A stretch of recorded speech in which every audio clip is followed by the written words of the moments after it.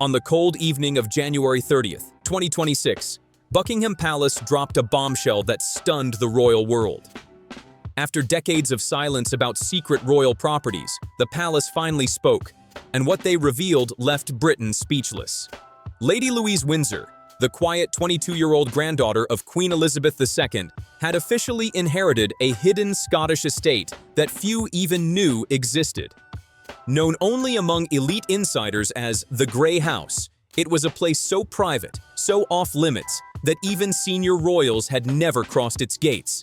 But weeks before this announcement, Queen Camilla and the Parker Bowles family were secretly fighting to claim it for themselves, hiring surveyors, lawyers, and strategists. Yet they lost everything, and the quietest royal suddenly became the keeper of Queen Elizabeth's most guarded secret. So, what exactly is the Grey House? For more than 70 years, it existed in total secrecy. No photographs, no public record, no mention in royal registries. Palace staff called it by a code name, Site Fee.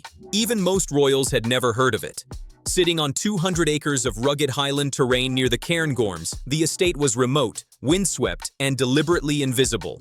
This wasn't a residence. It was the Queen's sanctuary. The property was purchased in 1952, months after Elizabeth took the throne.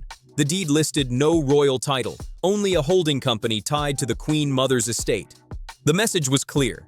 It was meant to stay hidden. Former palace staff revealed the Queen would vanish there for days at a time, handling state papers in solitude with no press or protocol. Just Elizabeth the woman, not Elizabeth the Queen. Prince Philip hated the place, calling it too cold. Princess Anne hunted nearby but rarely stayed. Princess Margaret visited once and never returned. King Charles? Not once in his life. That absence mattered later. When Camilla tried to claim the estate, Charles couldn't defend what he'd never known. Inside the Grey House, though, lay its real power. Archives, letters, negatives, and tapes never catalogued by royal archivists. Hidden among them were the Queen's personal diaries, secret correspondence with Eisenhower, Mandela, and the Shah of Iran, and the most mysterious of all, recorded messages for her grandchildren, to be played only at milestones in their lives. A fortress of memories, sealed away for decades, now belonged entirely to Lady Louise Windsor, the one royal no one expected to rise. A palace librarian once described the Queen's secret collection this way: "There's no scandal in there, just unfiltered memory." That's exactly what made it powerful. Under the Crown Archives Act, monarchs can seal personal materials through a private deed, placing them beyond reach. Not parliaments, not the crowns, not even their successors. These items belong entirely to their chosen heir, and in this case, that heir is Lady Louise Windsor. So, when Buckingham Palace announced Louise's inheritance, it wasn't just property. It was Queen Elizabeth's unfiltered voice, her private thoughts, her real legacy. At just 22, Louise became the sole guardian of the Queen's most personal archives, holding what no museum or monarch could ever reclaim. But how did such a quiet royal end up chosen for this impossible role? The answer lies in a relationship few noticed. Between 2019 and 2021, Louise spent unusually long summers at Balmoral, staying even as others left. She walked the hills with her grandmother, read beside her in the library, and, most crucially, helped organize personal papers never meant for the official archives. She didn't perform, one lady-in-waiting recalled. She just was present. That quiet authenticity became decisive. The Queen saw in Louise echoes of Princess Margaret, the same intellect, love of history, and quiet strength, but without the chaos. Unlike others craving attention, Louise offered presence. By October 2021, just months after Prince Philip's funeral, Queen Elizabeth made a private, historic move. A conditional personal legacy deed protecting the Grey House from ever being claimed by the Crown estate. It contained 3 key conditions. The estate could transfer only after the trustees' deaths. It could never face Crown or parliamentary review. And, most explosively, Queen Camilla and her descendants were permanently barred from access. Royal staff dubbed it Clause 31, a secret nod to the 31st day of Elizabeth's reign, when she first visited the Grey House alone. Only 4 people knew about it: her solicitor, Princess Anne, her archivist, and Prince Edward, and every one of them kept silent. Camilla had no idea this clause even existed.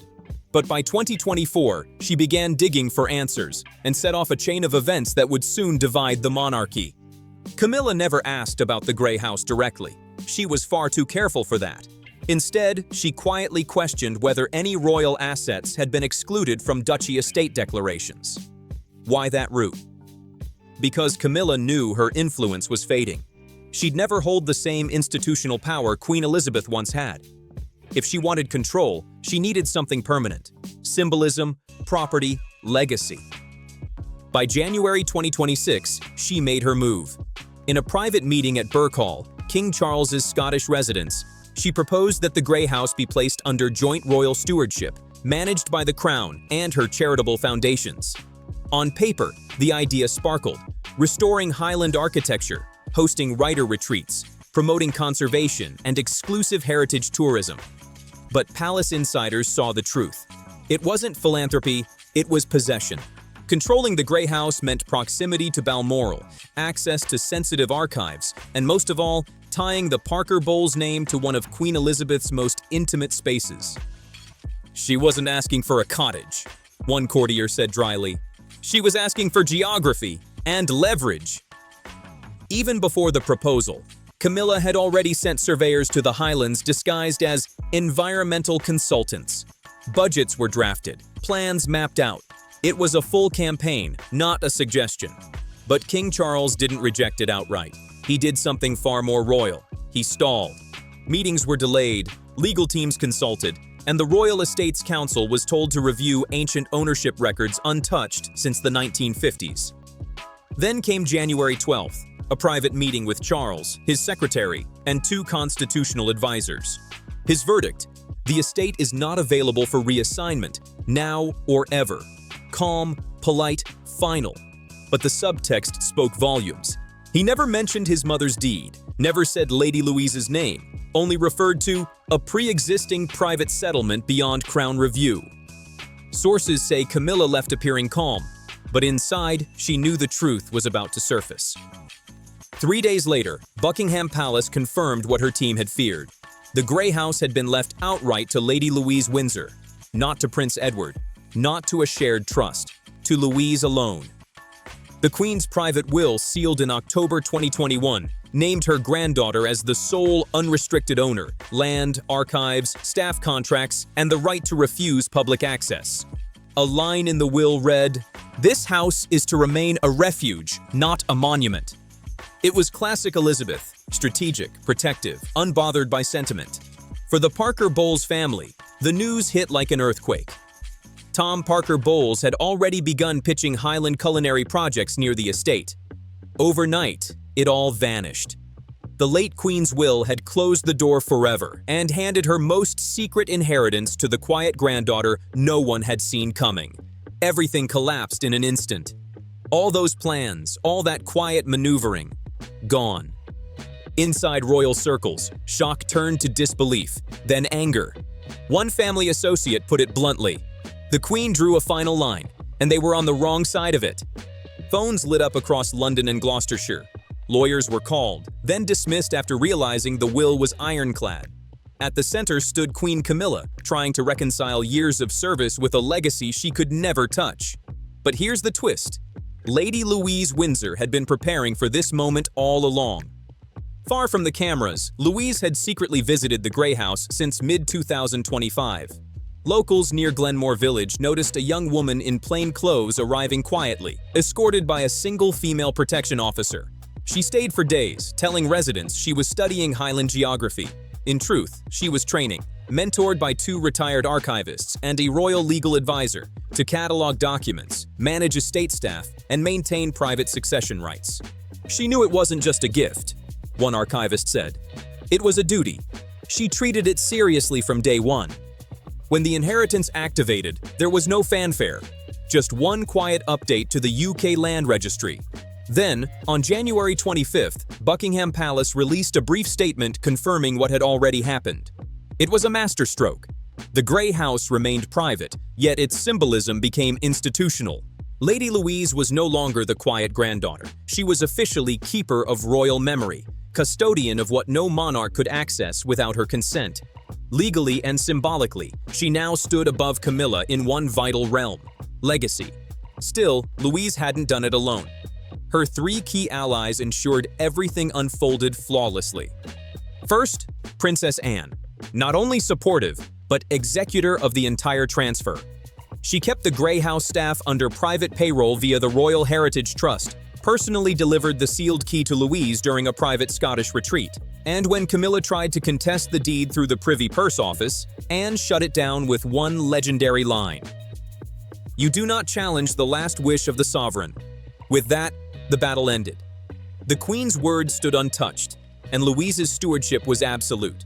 Inside the palace, the message was unmistakable. Elizabeth's last act wasn't about property. It was about passing power to someone who would guard it in silence. Louise had quietly become the unseen protector of her grandmother's truth. You honor it. That was Princess Anne's only instruction to Duchess Sophie, Louise's mother, and Sophie followed it with quiet precision. Instead of confronting Queen Camilla, she moved silently behind the scenes, blocking audits of Louise's finances, preventing media leaks about the estate's location, and ensuring her daughter received private intelligence briefings about surveillance attempts on the property. Yes, surveillance. Cyber experts hired by the Duke of Edinburgh's office confirmed attempts in late 2025 to drone scan the Grey House roofline and plant trail cameras along its tree line. None succeeded. Sophie had prepared for it. She knew exactly how desperate Camilla had become.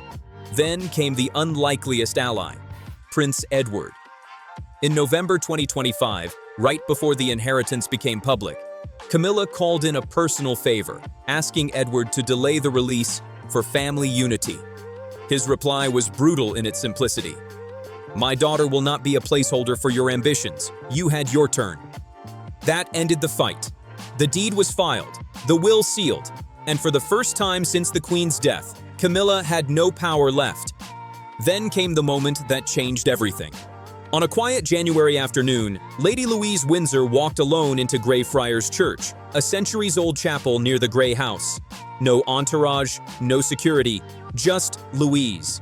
But one detail caught everyone's eye: a brooch on her lapel never seen before. The piece featured silver thistle intertwined with Tudor roses, centered by a small diamond heart. On its underside, 4 engraved words: "For service, not spectacle." It was part of Queen Elizabeth II's private motto, used only in letters to Princess Anne, Prince Philip, and Lady Sarah Chatto. It wasn't jewelry, it was a message. Louise wasn't avoiding royal life, she was answering it. After placing flowers on the altar, she addressed a small crowd, supposedly for a charity event, but what followed became the most shared royal clip of January 2026. "The house I inherited is not a trophy. I do not claim it because of my name, but because of what I've learned from those who came before me.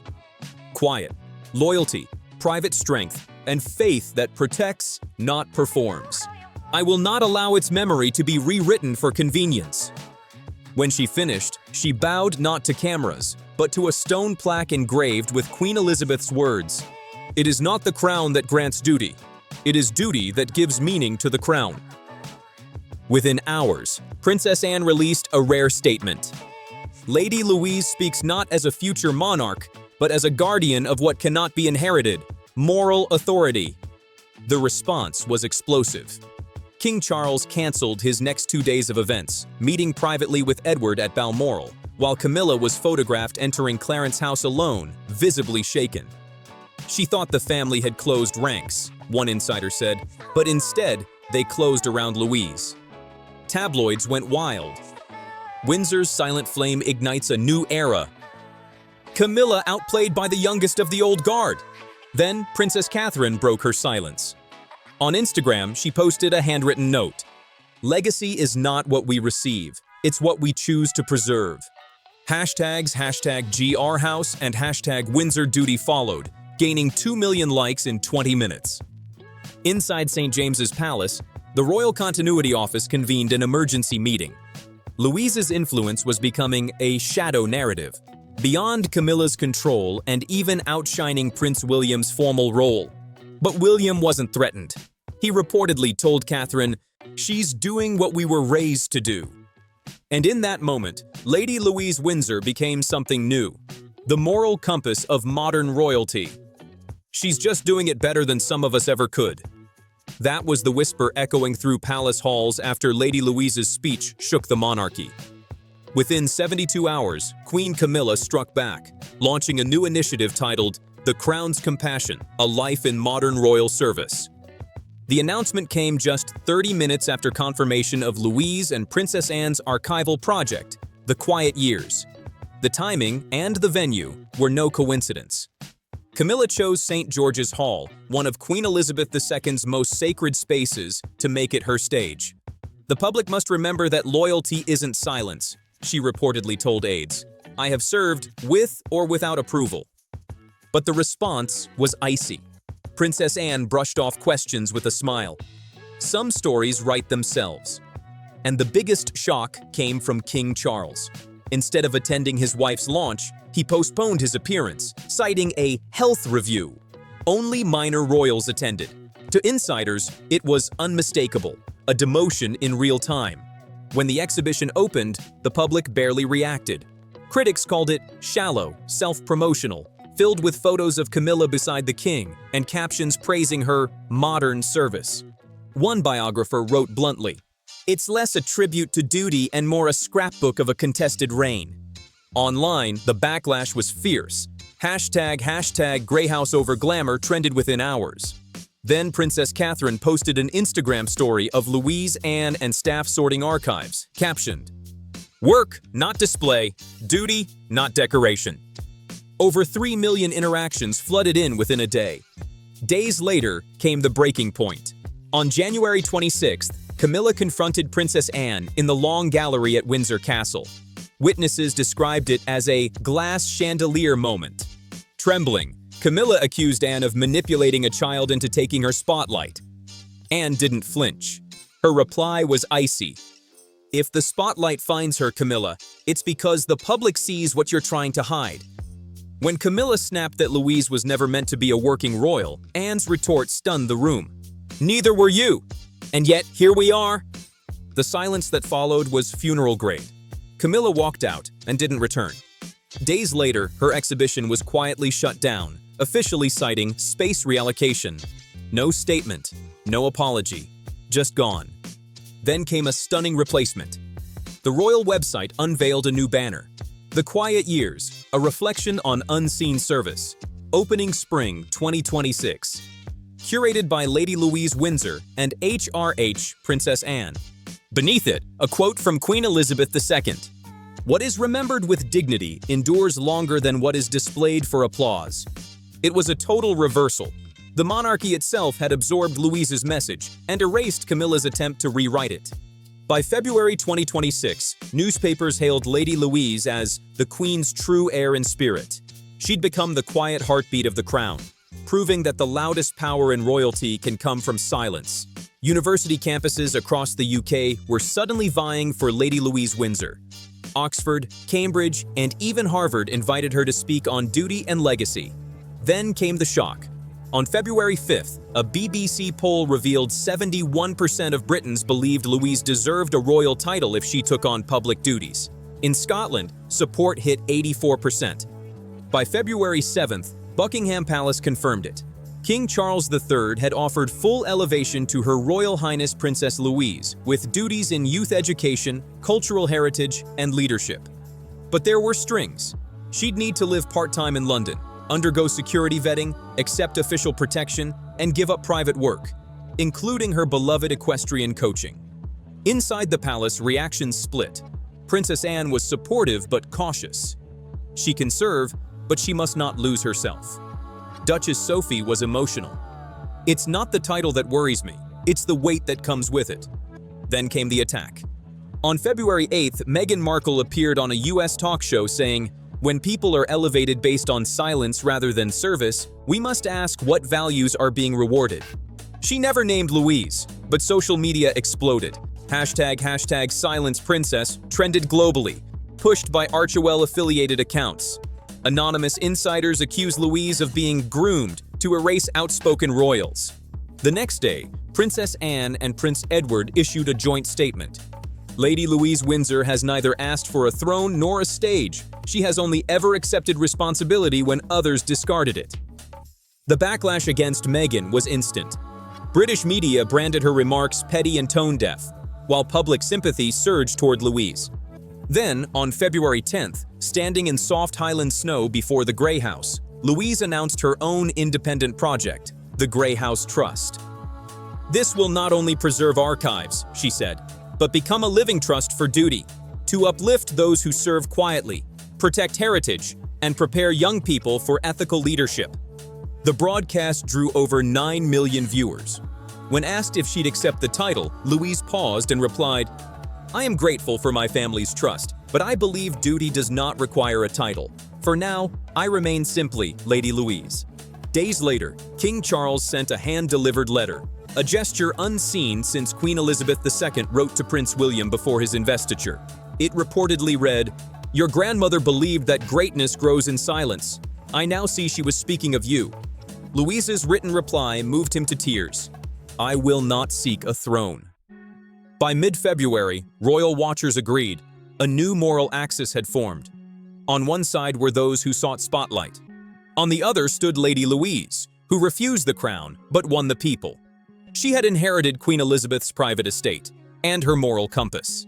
She endured criticism without striking back, spoke with humility, and rejected vanity even when it would have glorified her. By month's end, Britain had given her an unofficial title of its own, the Guardian of the Grey House. Because in the end, this wasn't about titles or property. It was about service when no one demanded it, protection when others exploited it, and dignity when silence said more than words ever could. Lady Louise Windsor didn't inherit a throne. She inherited the meaning of one.